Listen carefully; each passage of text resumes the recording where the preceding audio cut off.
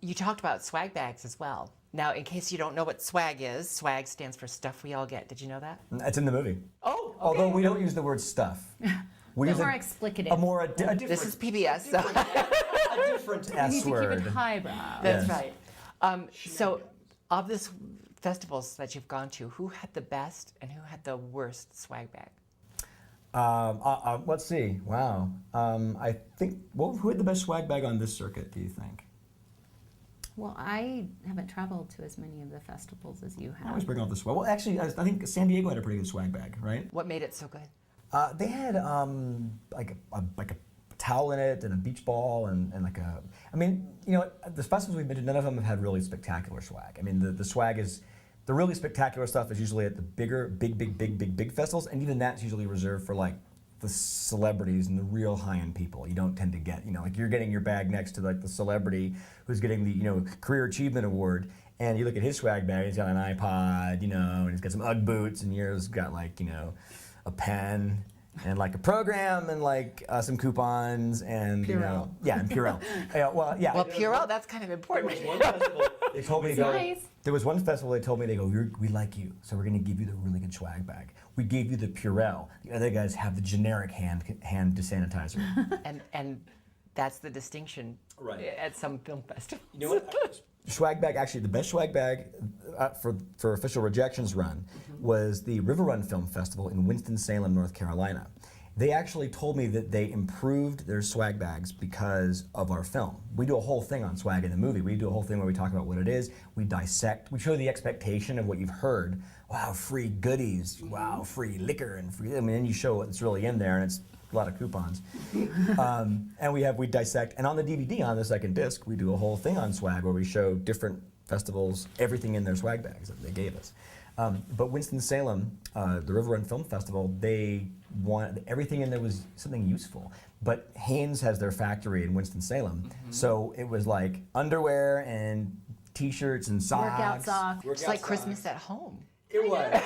If you've been bad, if you've been naughty, but it was still like, it wasn't just like, you know, here's a coupon. I mean, it was, here's like, oh, look, I socks. Or like, there was a cookbook in there also. That was actually really good. Everything in there was something you could use. Now, when you were here in Colorado and you were living in Arvada, were you making films then? I was. Arvada was my backlot. I shot all my super. This is how old I am. I shot a lot of Super 8, and they would get it processed at the King Supers on 80th and Wadsworth, and like all of Westminster Mall and downtown. These are all my like locations where we'd shoot our action movies with, you know, all our cars we had when we were 16 and dummies. Ron Howard had a similar start, so. Yeah. No, it was great. The fun thing was to do movies here like that, really just fly by the seat of your pants, and then to bring back, you know, our feature here. That's part of what's gratifying about it, you know. And a lot of people that are coming to our screening that I still know here are people that were in those old movies. Oh, how fun. So yeah, it's like screening the film again in my garage, only at a festival with lots of other people. So someone watching you now on this interview that might be interested or already is delving into some sort of filmmaking on their own, what insight might you share with them to go from making films in the parking lot of, you know, the rec center to moving to LA and coming to film festivals with a wonderful project like yours? What's the best advice? Well, I would say, first of all, you don't necessarily need to be in LA to make an independent film. And in fact, I would advise against it. LA is really expensive.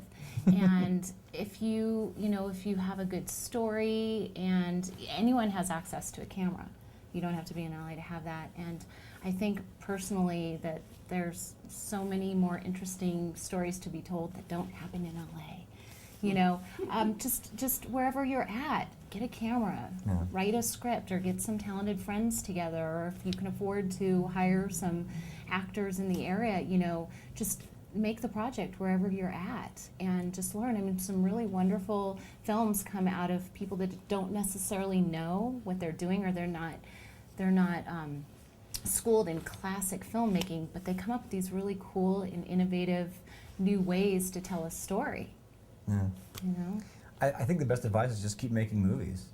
You know, as she said, I mean, wherever you are, it's not that expensive to get a digital camera and some editing software, and just keep making films. Keep making them. Don't ask permission. Never stop. You should never want to be a filmmaker. You should be a filmmaker. Well, I appreciate you taking time out of this great experience, coming home with your film to talk to us. I know that someone's watching and hearing you say exactly this, and they're making films here in Colorado. And I hope to see them follow in your footsteps and bring their film right to the Starz Denver Film Festival. Thanks so much. I'll be looking forward to your screening. Oh, thank you. Thanks, Thank you. Ian. Thanks so much. For more information on how you can see Official Rejection, visit their webpage at officialrejectiondocumentary.com.